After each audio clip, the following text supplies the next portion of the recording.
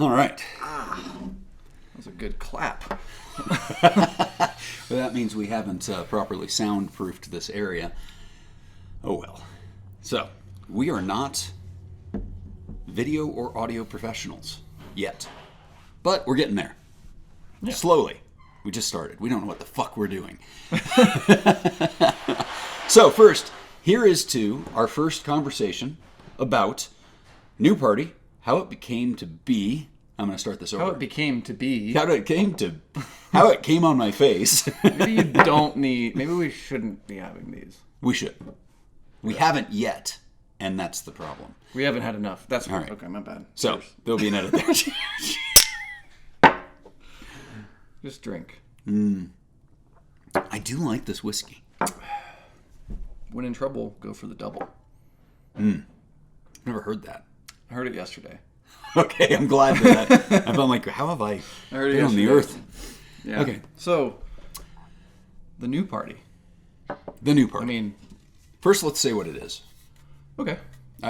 We might as well describe it. Well, you're the one that came up with this. Why don't you just go back to why you, what made you come up with it anyway, and then we can describe the new version. And I like that. Okay.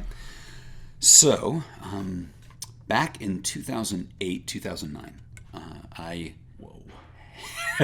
thanks. I had a wakeboarding boat. It was a nice wakeboarding boat. I spent a lot of time on it. And, of course, did a little bit of drinking. And I also owned a company that made chemicals, and we had a device that was meant for the chemical industry. But one time while drinking, I looked at it and realized it has two compartments. And what would happen if I put liquor in one and mixer in the other? This device was designed to mix two liquids together and spray them, and had a dial that changed how strong one liquid was in the dilution rate. So the gears were turning. And so, yeah, while drunk, I cleaned it out first because it had chemicals in it. And then I put tequila in it, and I put margarita mix in it. Until I was 40, I only drank vodka and tequila. I didn't like dark liquors. So the first version of this was, for me, used exclusively with vodka and tequila and a lot of Red Bull because I'm a caffeine addict. So put the tequila in, put the margarita in, and turned the dial up. Pumped it, because it was manual pump pressurization, and sprayed it directly in my own mouth. And it was magical. It was like, oh my God, how is that so good and so enjoyable? And so I took it out on the boat.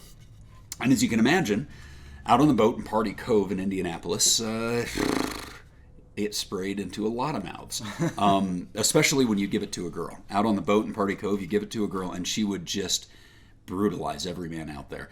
And this was still just the this was a bug sprayer, basically. It looked like a cleaner sprayer. Yeah, it was for cleaning chemicals. It wasn't for bug killing, but it was ugly as sin. But it did the job. It did the job, and it made amazing mixed drinks. And you could be out on the boat all day. You could plop it into the cooler, pull it out. People could spray each other in the mouths. They'd spray it everywhere. And like I said, you give it to a girl, and she'd go out and just jump from boat to boat, serving everyone, and just have a great time. Being creative with very spraying, creative. Basically, at that point, you invented spraying a cocktail rather than just pouring it into a cup and drinking it. Yeah. I don't think I was the first person to spray liquor into people's mouths, but I may have been the first person to spray a finely tuned, perfect cocktail into anyone's mouth. Mm-hmm. I'll take credit for that. Yeah. I'll be the... You may not have realized it in that moment because you were hammered. That's true. But that was like a pioneer moment in the mixology industry, and you just didn't even know it. So am I the sprayed cocktail father? Cocktail We sprayed could probably father? come up with something better than that. That doesn't sound But right. off the fly, I mean, we can go with it. We'll go with it for now. And so it was born, and actually it didn't even, I was just using it for my own enjoyment, and then the day that someone offered me $200 cash to take the one out of my hands that was green and looked like a chemical sprayer and had chemical instructions on it, because he wanted one on his boat. He saw how much fun it was. It's like, wait a second. People like this. And so, yeah, it bloomed from there. I almost turned it into a business back then, but there was no social media, no ability to go viral. Injection molding technology wasn't caught up to where I needed it to be. I didn't have you, so I didn't have someone who could design it and make it beautiful. So it didn't look like this? It didn't look like this. It didn't look even close. You didn't even want to bring it today. I didn't. You don't want people to see it. It's not here. I'm ashamed of it. So it was ugly, but people needed it. But it was beautiful, despite its appearance. And so yeah, I had my other business at the time. I was very busy, so I didn't really take it anywhere back then. But then 11 years later, I met you. Yeah. And I told you about it. Well, I remember that. What was that like? What did you think? Ironically, I was pretty hungover. And it was a weird time for you to hit me with this brilliant idea. Because I was just focusing on my biscuits and gravy and bacon scrambled eggs. Oh, that's right. It was at Urban Egg. Was that the Halloween thing? No, it was way before that. It was before Halloween. We had gone out for some reason and had a good time. And as you were telling me the thing, my attention kept growing and growing because the idea of having any ingredient you want, and also in batch, people make batch cocktails all the time for parties, but it's always the same thing. It's in a giant tub. It's filled with ice, so after a couple hours, it's very watery, and it also, it's easy to get contaminated. So this is like completely solving the problem of batch cocktails, but also keeping the ingredients separate. And this is what was kind of going through my head. It was like, this really does solve a lot of problems. And also it sprays. It sprays a stream of a perfectly blended cocktail. It's not just pouring ingredients together. It draws from two reservoirs and merges the stream of your ingredients and then goes right into your mouth. And then, of course, you can change it, like tiny adjustments. You can make it stronger, weaker, between servings, between sprays. And that was just like icing on the cake. Like, oh, you can actually regulate the strength of the liquor. What a perfect product. That's kind of what I was thinking when you told me everything. And I don't know. I think it may have taken us a little bit of time to be like, oh yeah, this is what we should do. But in that moment, I was just like, we really need to like push this. It's easy. You've already proven that it works. You've proven that people love it, especially after they see it. And then, let's just make it look good and bring it to the world. Yeah, at the time that I was telling you about it, I was just saying like, hey, look how much fun I had when I was 31. Look at this crazy thing. I'd always wanted to bring it back. I knew this product was going to be a game changer for partying and would be able to expand into so many different products. And as you know, I had a bunch of kind of basic concepts of other products to bring on after this. And so that was my mission and that was my goal eventually sometime in my life. But it didn't even occur to me that it was going to be, 2022. I thought I was still 5 years out. And 2028, so that was 10 years, or how many years since you came up with it? I invented it in 2008, and then I stopped making them and selling them in 2010. Okay. So, over a decade. Yeah, it's been well over a decade. And I still thought I had another 5 or 6 years before I was in a position to do that. And, you need a co-founder who complements you. You want to find someone who can bring different skill sets to the game and also have the same kind of passion, drive, and dedication to it as you do. And I thought I'd have to look really hard for that person. And it's kind of funny. It's a bit like love. Like when you're looking for it, it's a bit like love. When you're looking for it, you don't find it. I am running low. And the second you give up or stop looking for it, it just comes up and slaps you in the face. And so it was just really fascinating to me that just this random. I moved to a new city, and the universe just said, "Hey, here's your co-founder." And it was probably 8 months that we knew each other before this started. And I don't know at what point. Do you recall at what point you decided to really sit down? I can't remember if you said, "I'm going to sit down and design this." How did that happen? I think there's a couple conversations that happened, but collectively, what I remember is we were kind of I was over at your house and we were just randomly talking about other business ideas. And I do remember kind of, in a way, putting my foot down. Like, I think there's a bunch of stuff we could do, but this new party thing, at the time, it wasn't new party. It was Party Starter. It was the old chemical cleaner. But I was like, the product's made already. Just redesign it, and then we can do this. Yeah, because you come up with this whole other idea when you've already done that part 12 years ago, while I was worried about if I was making varsity or not. I mean, I wasn't thinking about this, but yeah, you were about a junior in high school, weren't you? Sophomore. Yeah. Well, I graduated 2008, so senior. Yeah, and then yep, I went to college, and anyway. That's point not the point. Point is... Then you went off and he fought for our country. He fought hard for it. Well, I don't know. How many people did he fight? Just some... Yeah. Mostly my own... He deployed, he served, he led. This man is a hero of the United States. Yes, and now I'm celebrating. So. Yes. And this is a great way to do it. But anyway... To answer your question, it was kind of... I don't know if you remember that conversation, but I do. Where it was like, I think this is the way to go. And... Also the same night, I think, is when we sort of started talking about what the redesign should look like. And that's what got my wheels turning. I was like, okay, I really want to go home and start seeing what I can come up with. Yeah. Taking the old design, getting away from how it looks and it being this cleaner product to something that, I remember that's when we started saying, like, something that fits in a bar. Something that fits in outside or just as a beverage container. Yeah, not something classy. Something... Not a weird sprayer. Yeah. And so I think that was pretty much the point when we decided, well, let's start there. Let's redesign and then see what comes of that. And that's months later, and now we're at a completely different stage. Yeah, we're 3 months in. Yeah. Give or take from like hardcore commitment, and we've come so far. We're going to have our first fully functioning high quality prototype in 10 days. Yeah. So it's exciting. Question. Oh, and by the way, real quick, before the question, I want to go back and comment on that. That's interesting how that happened. It's kind of the entrepreneur in each of us. We were both looking for what we were going to do next. Yes. I wanted out of my job. You wanted to take I just gotten out of the army. Like, what am I going to do? You had your Mandalorian gauntlets, which teaser. Different story. It's really good stuff later on. Still going to happen, though. Yes, definitely. I'm not sure how it'll work into the new line, but it will.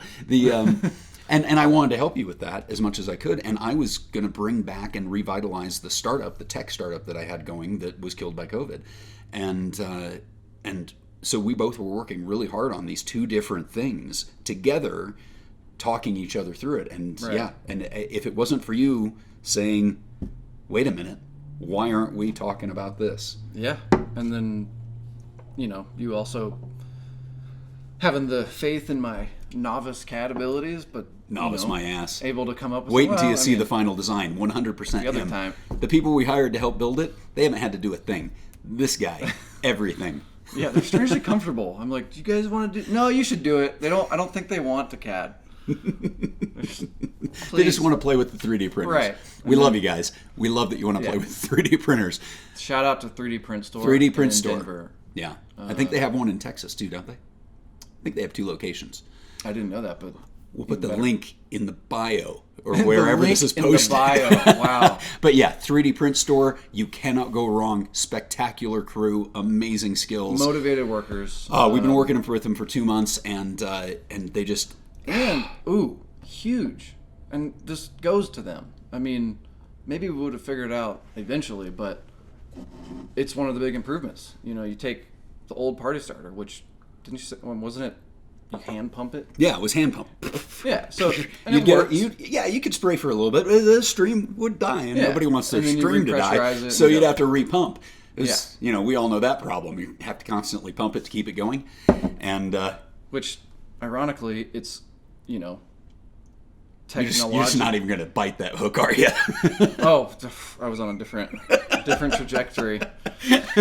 I'm guessing y'all are going to get it, and I'm going to look like an idiot. That's fine. We'll just keep rolling. Just keep going. Anyway, so 3D Print Store gets the credit for, Yes. compare the pump version to what we are bringing now, in your words. Yeah. Because you had the original. So, the pump version, there was something that was fun about the pump, but the catch is, much more complex to print, much more complex to injection mold, much more complex to maintain. Which is funny because it's older tech. Older school. But it's harder to make. Harder to make. And there were potentials with leaking.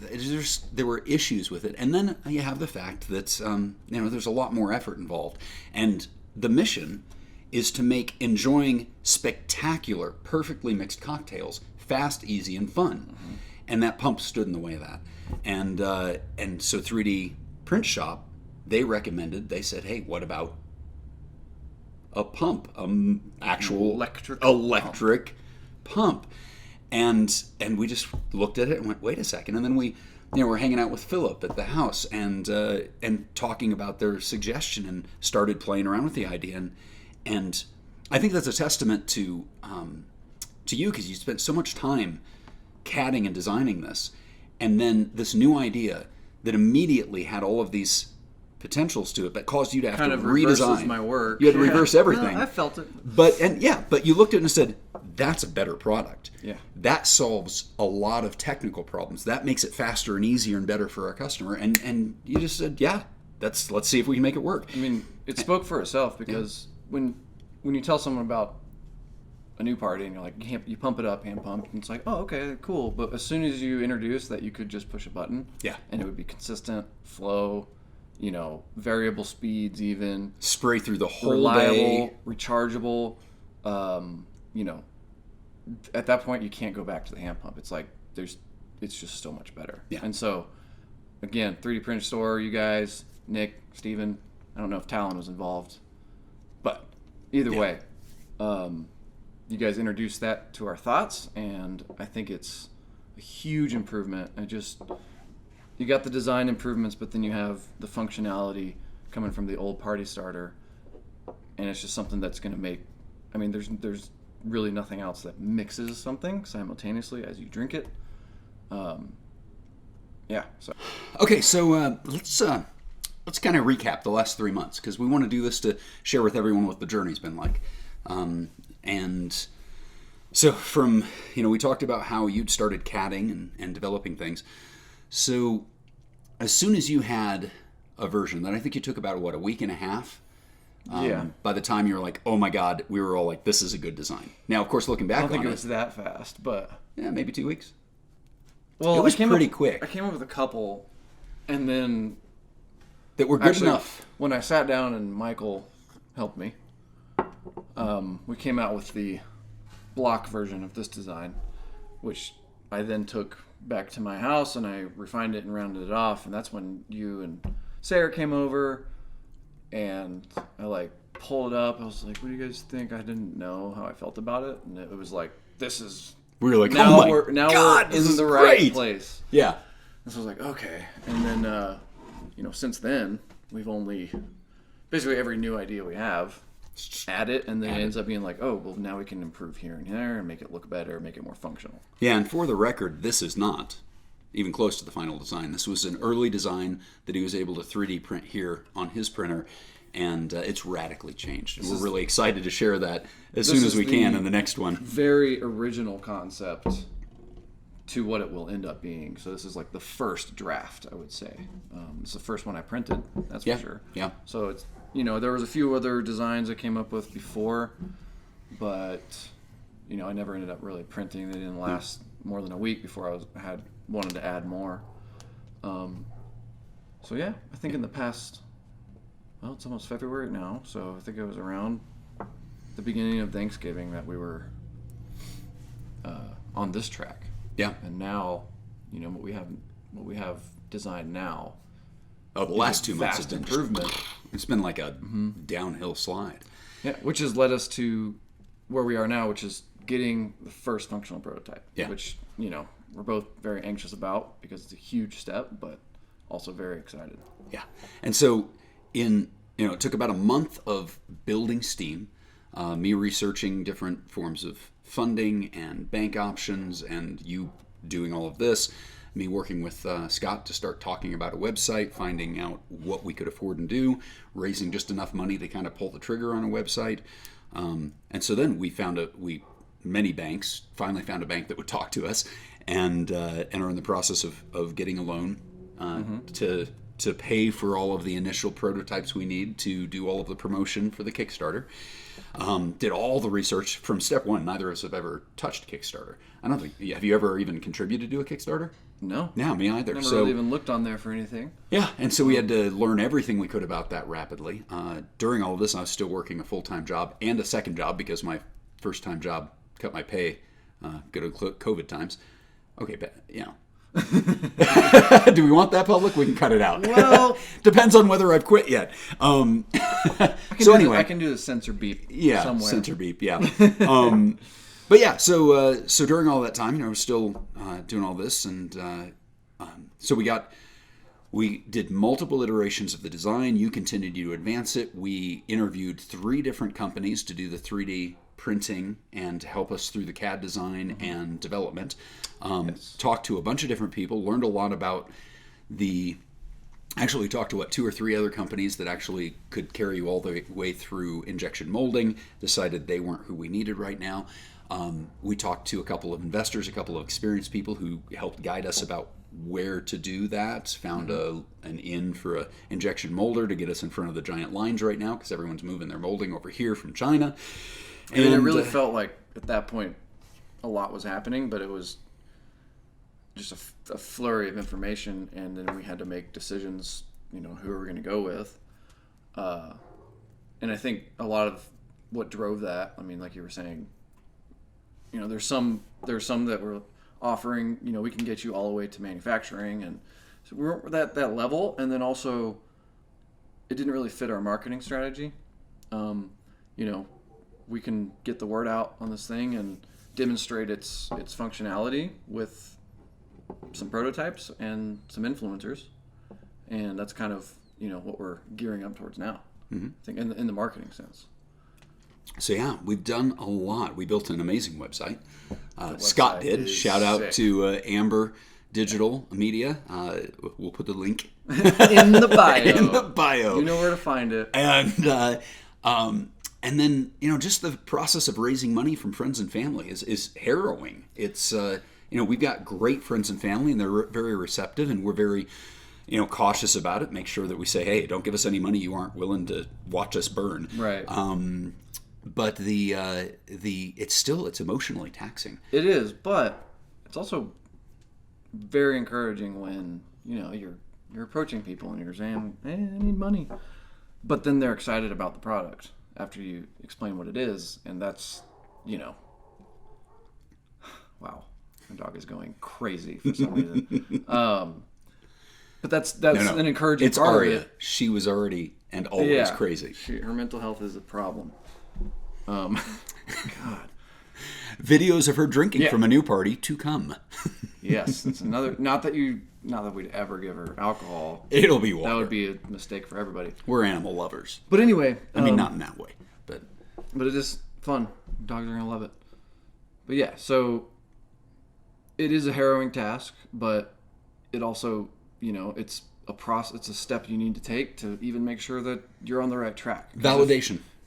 And it so far it has been validating. In fact, I think everyone that we've talked to has given us an idea, already contributed just by the ideas they have, not even, giving us a little bit of cash to get this going, but just great ideas to help us, down the road. Yeah, marketing ideas, application ideas, channels to market. It's been fantastic. And that's how you've got a great product when everyone you talk to about it, from, older school teachers and all the way down to 19-year-olds who cannot buy this product because it's for alcohol. I mean, they can buy the product, they just can't use it. It's a great takeaway. And they all immediately jump in and start offering ideas and get excited. I was on a business trip, and I would just literally open my computer and show people the first 2 slides of the deck. I wouldn't tell them anything. I wouldn't sell. I wouldn't intro. I just say, I'm working on something. Could you tell me what you think? Yes. And by the second slide, they're going, ooh, oh, wow. And every one of them, how soon can I get one? The world needs this. And that's when you know that, okay, all the blood, sweat, tears, sacrifices, and cash shortages you're going to go through to make this happen are worth it. And so here's to that. Here's to that. And that's a takeaway for me. I mean, you have a little more experience in this whole sort of entrepreneurial startup world. That's how he says I'm old. Yeah, I have 0, but until now. But that, I've always had the itch and the curiosity of what if I They have a cream for that. You got me on that one. But to go the entrepreneur route, what if I did my own thing, or what if I could start my own thing? And I think I'm not alone in that. I think a lot of people feel that way. That's part of why we're sharing this. Yeah. We're just going to be transparent about our whole process. And at the stage we are at now, where we are, one of the big takeaways is you're not, if your idea is good, you're not going to be alone, because it's daunting. It's like, well, if I've started a business, I have to do all these things. Like, you are going to, in the process of getting funding or spreading the word, you're going to meet people that will be excited about it, and so then they'll want to help you. And that's what we're experiencing now. I mean, there's people that have never heard of it. There's people that remember the old school version, and then now you tell them the new thing, and they're just like, oh yeah, what about this, and this? We should do this. Or just like, changing to electric. I mean, that was not fully our idea, but as you go through this process, the people you interact with are going to end up supporting you. So that's what I've learned so far. Yeah, and it's interesting. That talks back to, and there's no clear answer to this one, but there are people who are scared of people stealing your idea. True. And the problem with not telling anyone and running dark is that you get no input from all these people who can help you and generate ideas. And so there's this delicate balance. And, we're going to put this video out, and, we have to take that risk, because we need everyone to know about it so that we can have a successful Kickstarter. And we're in a position where you just don't have the choice. Right. And so I'm a big fan of, the whole investment world and the product world looks down on thieves. And I think that someone steals an idea, the world's going to find out. You tell the world, and we have all the proof I've got all the videos from 2009. We know that this product was mine originally. I have my original patents. Recorded design work. Yeah. Website, trademarks. So it's like, at this point, let's tell everyone. Let's scream from the rooftops, because our experience so far has been that you will get so much more value out of that with this tiny little risk that someone with $1 billion, why are they going to waste their time? You have to have so much money to be able to shrug off the lawsuits or shrug off the public shame. I just, that's my personal opinion. I think that the value we've gotten in the last 3 months from the input from everyone we've talked to about this and all of our supporters is worth the risk. It's worth the risk, and there is risk. I think it's, it's there not stories. As there are stories, but I don't think it's like you tell the random person in the bar about your idea, and then they're gonna all of a sudden you're gonna see them a month later on Shark Tank or whatever with your. No, I don't think that's unrealistic. Has it happened? Yes, if the wrong person with a lot of money, but the farther you get in the process, and when you take a second and you look back and you're like, we have done so much work. Like, it doesn't even feel like it in the moment, but when you look back, it's like no one can just take your idea and then catch up to where you are and pass you up if you just keep pushing toward. It's been a motivational thing for me. It's like every single day that we do something or improve the product or do something that gets us to the next step, it's like if someone wanted to steal it, they'd have to go back to the beginning of that and go through all of the lessons we've learned and all of the improvements we made and refinements. I mean, the people that we told when we went out downtown about this product, it's different now. It's not even, they could copy us and be like, good job. Yeah. You made the old party starter. That was a 2-month-old idea. So, if it's like, Tyler, it's like you said, you have to get the word out and there's a risk associated with it. But if you're committed to the project, then no one's going to catch up with you. Yeah. It's all about execution and belief and passion. And I think we know that I'm passionate about it. I've held on to the thing for 11, 12 years, just pining for the time when I would run into David. I didn't know that's what was coming, but that's what I was waiting for. So yeah. And I mean, I say to my wife every day, it's like, I don't know how I found a co-founder who is as passionate and driven and hardworking about my idea as I am. Well, so yeah, these, I'll tell you what, it's not just, I mean, it's fun. It's great to have a business partner that is fun to hang out with, and also ideas build on each other. All that's necessary component, but this is cool, and the opportunity and the idea that can invent something, bring it to market, and be in the alcohol industry. I think it's it's something I'd never, if you asked me 5 years ago, I wouldn't have thought this is what I would be passionate about. But with all those components combined, it's something that I'm just every day more excited about. So that's where that comes from. I feel the same way. So next steps, we're at the stage where we're starting to make videos. We're going to start doing a podcast once a week. Not really podcast, a YouTube promotion. We're going to share. Our intention is to share with the world what this was like. Yeah. Our feelings and experiences as we go through this. Anything that might help other people. From the ground up, how we approached it and the decisions we made. Yeah. As we get further into it and get more protected, we'll share more details and more, actual behind the scenes stuff. And then each week we're going to show advancement, just show what the next stage is, show where we've gotten with this. We're still, 7 weeks out from being able to launch our Kickstarter. Mm-hmm. And so we have to start promoting. And that's our biggest challenge. That's the daunting part is, yes, you've got social media, we've got the internet, we've got the world is our oyster. And it's all there. There's a million things they're looking at. And we got to figure out how to catch people's attention and how to find the right influencers.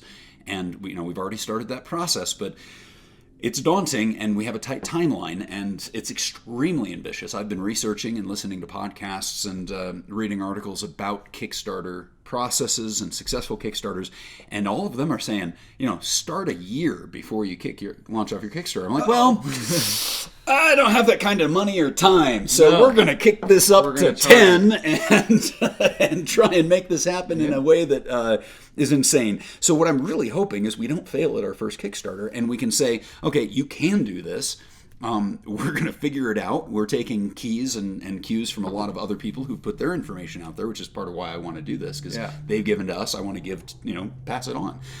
So as we figure out how to do this and whether we make that work, we'll share it along the way. Yeah, I feel like we're approaching right now the most critical step. Yeah, the next 6 weeks is intense. Gearing up for a Kickstarter, getting the word out when you don't have the funding and, you just barely have a prototype. Yeah, this is bootstrapping 101. People have done more with less. Mm-hmm. And so, all we have to do is keep going, and we're going to figure it out. But, this is a critical moment, and I think we're both excited to share with you this step, because this is, I believe, where a lot of people get in a startup, and it's like make or break moment. So yeah, and luckily you've been playing around with video editing with your snowboarding, and so you have a basic skill set that will over the next 4 weeks have to become an absolutely top level professional videographer. You'll do that, and I have a musical background. I played clarinet. Yes. and he has a chilling, beautiful voice. And I have my silky sweet tones that are a little messed up right now because of having the flu over the Christmas season. But we'll be able to do the audio and our own voiceovers, and I'm going to become a sound professional. And with our powers combined, we will create a Kickstarter video. I just threw that whole thing that's back, fine. Just drink air. That's that's our next biggest challenge, really, to be honest. Because building a Kickstarter page, with exactly, if these worked, we would not need these, and we wouldn't run out. Yeah, we'd just be sitting here talking. And probably be too drunk to talk anymore. Yeah, pretty quickly. That we could dial it down. The liquor. Just turn down the liquor. So yeah, what were the stages we came up with? Oh yeah, it's a week. It's gonna be a 180 degree dilution knob, and you'll be able to go from super weak to super strong, a 1 through 10. But we had weak, buzzed, lit. Yep, weak, buzzed, and lit. That's if you're low, medium, or high. Obviously, specific drinks will be more specific settings, but yeah, I like the weak, buzzed. If you have the spins, just spin it down, dial it back. Yeah. And it's one of the great things about it is that actually brings me to I'm going to digress from the marketing side of things in the Kickstarter and just talk about one of the things that we're going to be doing that is near and dear to my heart, which is our social action. And this I cannot, and again, this is part of my memory issues. No old jokes. And I can't remember how this came to me, but one day it just hit me that this device completely eliminates any possibility of someone messing with your drink. You cannot put a drug into someone's drink when they're using a new party. You cannot overserve someone with the intention of getting them drunk enough to not make good decisions. This allows anyone at a party to be safe from ne'er-do-wells. And that's near and dear to me because I have too many women that I know in my life who have been very badly harmed by assholes who have taken advantage of them in some way because they were able to control their alcohol content or roofie them. And it makes me very angry.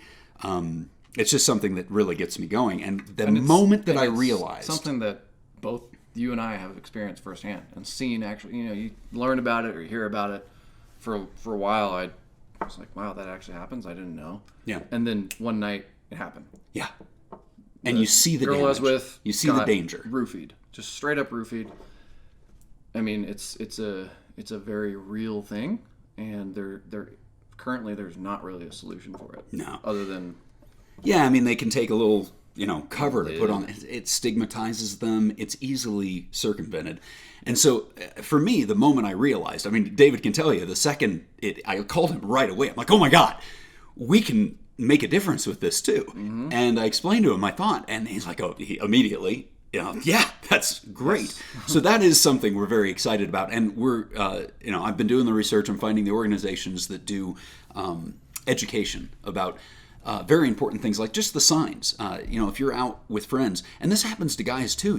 People will roofie a guy so that he's drugged when he walks out of the bar and can easily be beat up or robbed. Yeah. So obviously, women are the most damaged by this kind of behavior, but it happens to everyone. This is about bad people doing bad things, and anything all of us can do to help make the world a little safer that way is a good thing. And so that's going to be part of the mission of New Corp and everything we do with pnüMix is providing a safer environment. We want to all have fun. We want to drink responsibly. I know it seems like the new party with its spraying alcohol is a drunk-making machine, but it's really not. It actually, because of the dilution control and because it's a cocktail, so you're not taking shots. You're not shoving liquor. As much or as little as you want, based on your comfort level, not only with the environment, but with how intoxicated you want to get. You can, really dial that down. Like, sure, everyone every once in a while likes to go out and just get hammered. Sometimes you need that. Yep. For real. Nothing wrong with it. But we needed it a couple of weeks ago, and we did it. But at the same time, everyone also loves hitting that just perfect level, slightly buzzed, having a good time, but also not an idiot. You're functional. You can have a conversation. You have a good time. And I just remember when we had people over, and we were just passing it around. Thanksgiving. It was like, oh, a little squirt of margarita here, pass it around, I'm thirsty again. I'm not even drinking a full 2 ounces. I'm drinking just a little bit, but it's just a 6 or enough, second spray is hardly any alcohol. It's just enough to carry on. Unless you turn it all the way up. Well, yeah. Or put liquor in both sides. You do. I mean, you can drink straight alcohol out but of it a really lot, is just enough to maintain the ideal. And it enhances the social experience of it, but in a safe way, and in a way that everyone has their own control over. You can hand it to someone, and they don't want to take a heavy drink, so they just turn it down. Then they hand it over to the next person. They control what they drink. Max. Yeah. Lit. And then they go. Or they mess with their buddy, and you turn it all the way up, of course, if you're going to serve it to somebody. Yeah. So New Party and pnüMix is about having fun. It's about enjoying your cocktails. It's about solving all sorts of problems with drinking.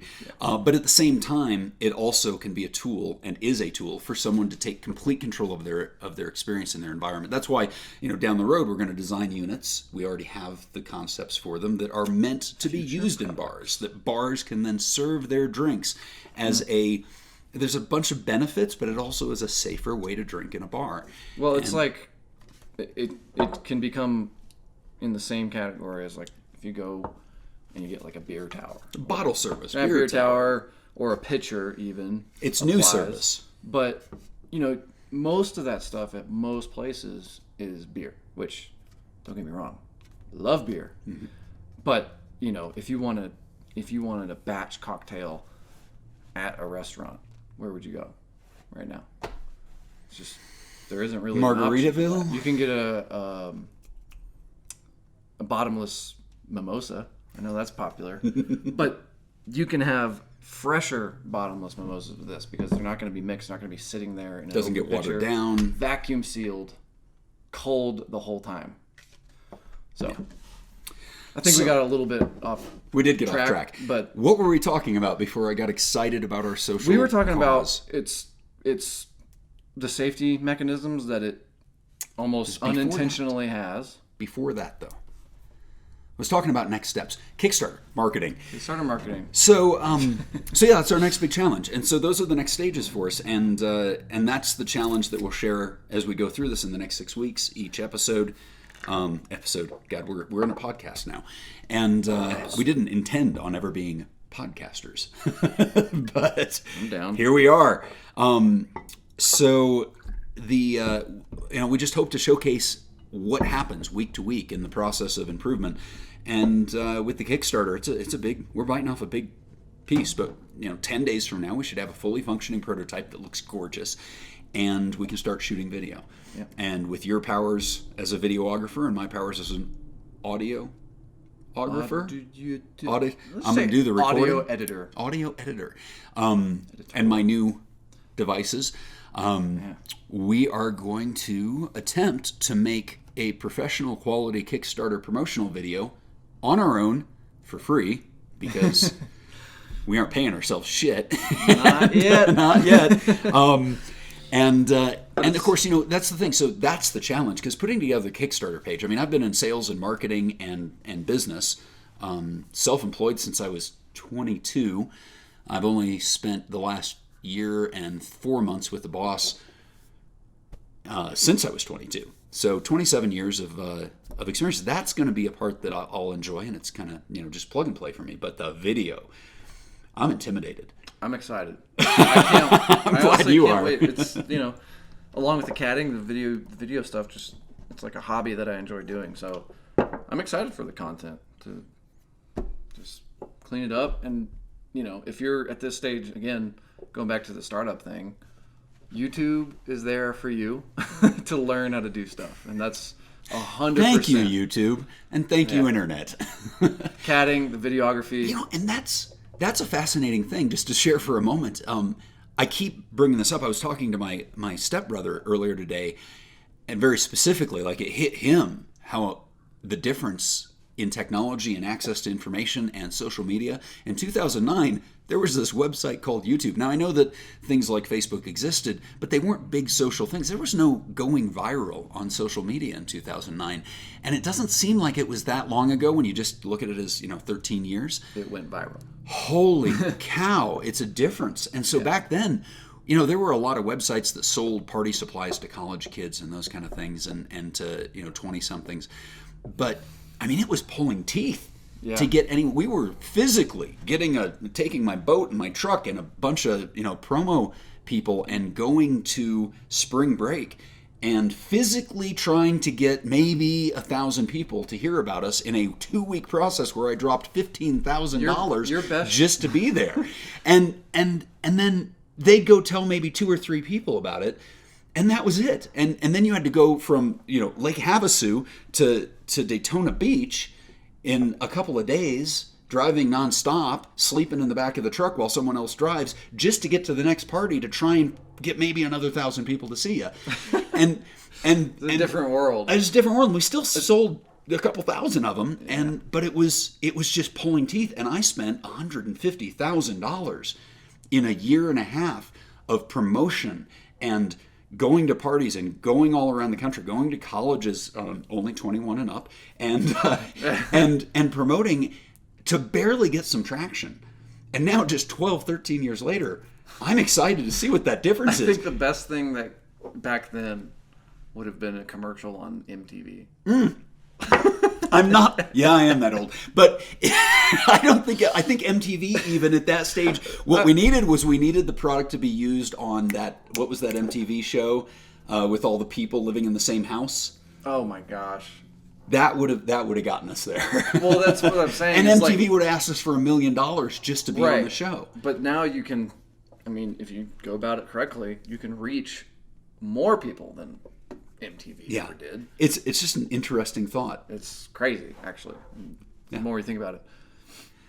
So we'll see how big the difference is in 3 months once we finish the Kickstarter and started production, because we blew the roof off and brought in $500,000 on Kickstarter. Yes, that is our goal. That's what we need all of your help for, because the only way that you get a new party, and then after that, all of the other really cool products we have designed, is for you to contribute to our Kickstarter. So we're in the link is in the bio. The Kickstarter. Never thought I'd be saying that. But so, it is in the bio, seriously. It is.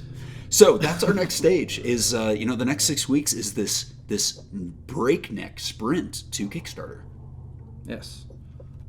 Best way. Oh, here's another one. By the way, that was a horrible hanging. Yes. Pick it up and take it from here, but I gave you nothing to talk about. I had another thing in my head that I wanted to say anyway, so I was actually tuning you out for a second. My mistake. I think that happens on a regular basis, and everyone does that to me. If you like this video, like and subscribe. Right? I've never gotten to say that. Is that how you say it? You try. Smash the like button. Smash the like button. Hit that subscribe button. Yes. And that way you will get constant updates on New Party and pnüMix in general. By the way, we may have to, this is probably going to get clipped in at the beginning. So we are New Corp. Oh. Right. Who are these two dudes? Are they brothers? That's all they're thinking the whole video now. According to Siri, this is David, or David Mellon, whenever he calls me. How do you spell melon, motherfucker? His name is Melin. Melin. It's Swedish, so. And pronounce it right, because he gets angry about the melon thing. Who am I? Say my name, bitch! Tyler Flying Fox. I am Tyler Flying Fox on all social media, at Tyler Flying Fox. Don't get him started on the pilot thing. He will not shut up. He's not going to shut up. I'd be remiss if I didn't mention I'm a pilot. Here it goes. So anyway, we're New Corp. We are the co-founders of New Corp, and New Corp is the company that makes the New Party and products to come. And our brand, overall, is pnüMixology. New is spelled P-N umlaut U. And that is a new as in pneumatic. And all of our products are in some way pneumatic. The New Party started very pneumatic and has evolved into more of an electronic pneumatic blend. Mm-hmm. But that said, we are New Corp. pnüMixology is the brand, and the New Party is our first product that we are currently in almost a functional product, functional prototype stage, and about 2 months out from being able to start the manufacturing process. And our target, I'm going to call it. I'm going to call it publicly. Oh, here it goes. Our target is to have product rolling off the line in time for tailgating season 2022. That's this year. So we're going to go from... Which we didn't even talk about how good this is for tailgating. This is amazing for tailgating. But we're going to take this product from... we started 3 months ago, as you'll hear later in the video. We're going to take it from an idea... Granted, as you'll also see later in the video, there was a previous product that it was built on of mine. But we're going to take it from prototype to full production during a time when the U.S. production pipeline is jam-packed full of everyone moving everything from overseas back into the U.S. And we're going to figure out how to beg, borrow, steal, and bootstrap the living hell out of this in order to have a product into everyone's hands in time for tailgating season, October at the latest, 2022. I'm calling it. Now. Pressure's on. So that's who we are, and that's what we're doing. Here's to new. To new. Everything we do is new.